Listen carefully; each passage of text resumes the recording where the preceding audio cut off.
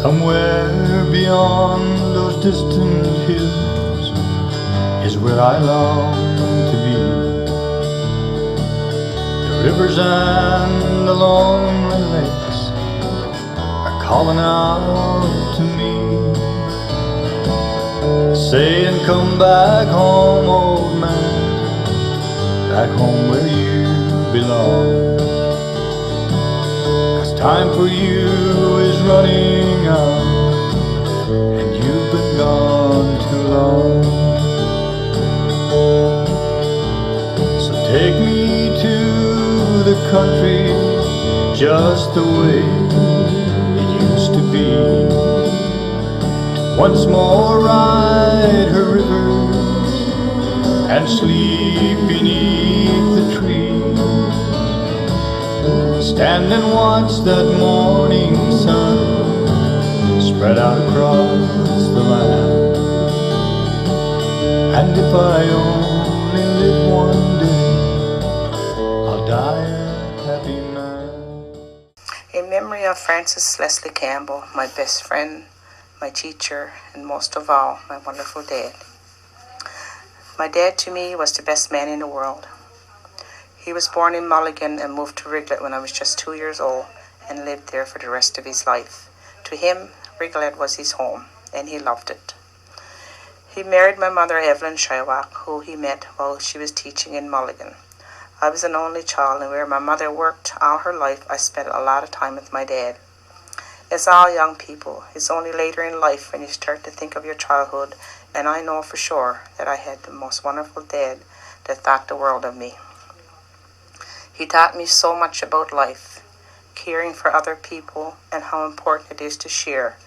He would go without to give to others.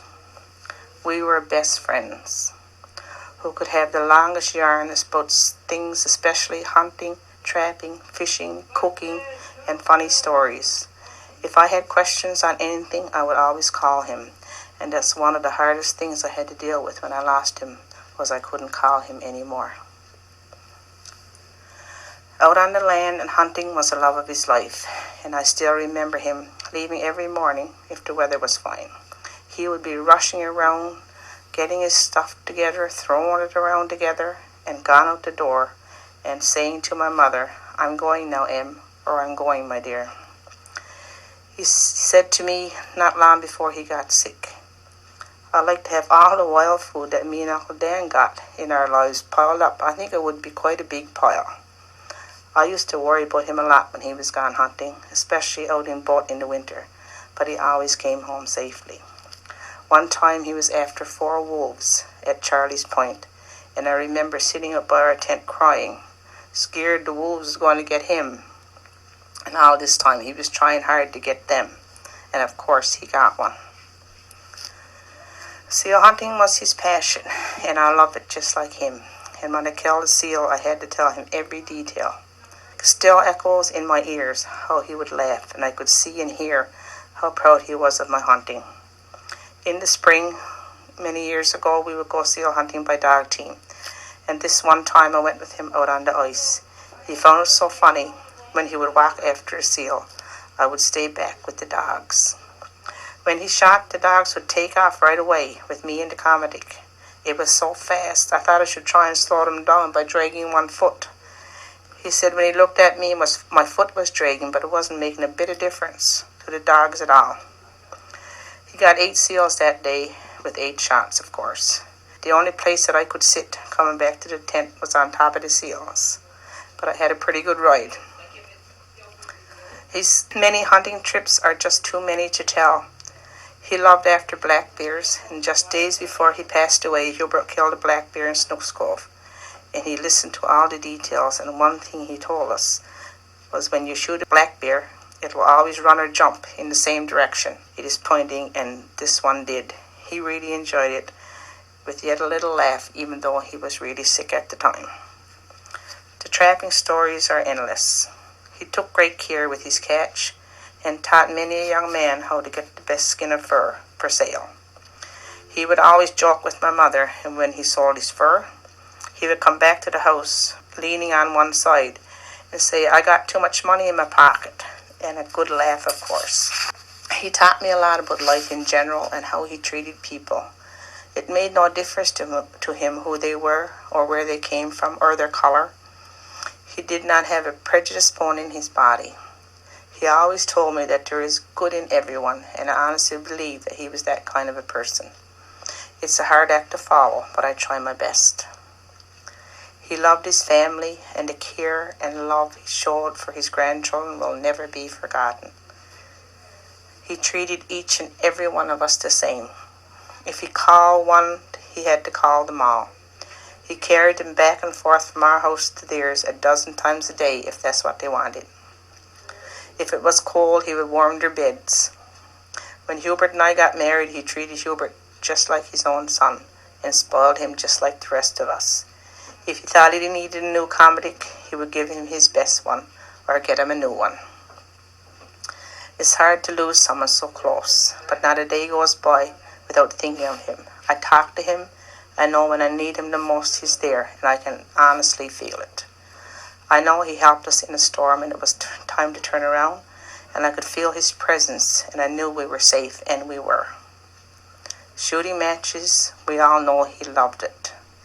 He won many a match, and years ago it was only 3 shots, and you wouldn't know until they announced it who the winners were.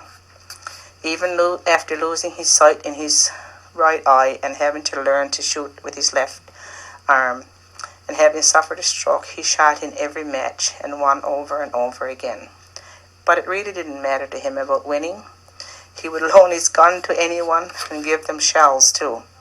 He would stay on the ice all day, just going back and forth to the house, either for more cartridges or money if he could get some. I know having this shooting match in my dad's memory warms our hearts, and I know he is at the match in spirit, laughing and having a good time. Rest in peace, Dad, and happy hunting in heaven, and I hope you got the polar bear you always wanted. Love and miss you, and happy shooting with us and all your buddies.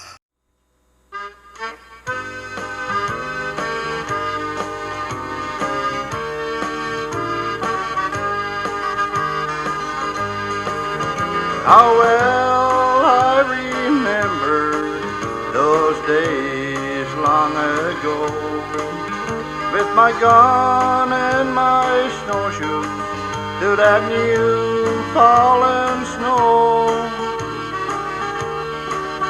I hunt every partridge so free and alone, and I'll keep on remembering my mulligan home. The whispering breezes, the scent of the pine, the tall golden birches all left far behind, but they'll live in my memory wherever I roam, and I'll keep on remembering my mulligan home. Farewell, Mulligan River, my childhood home. Farewell.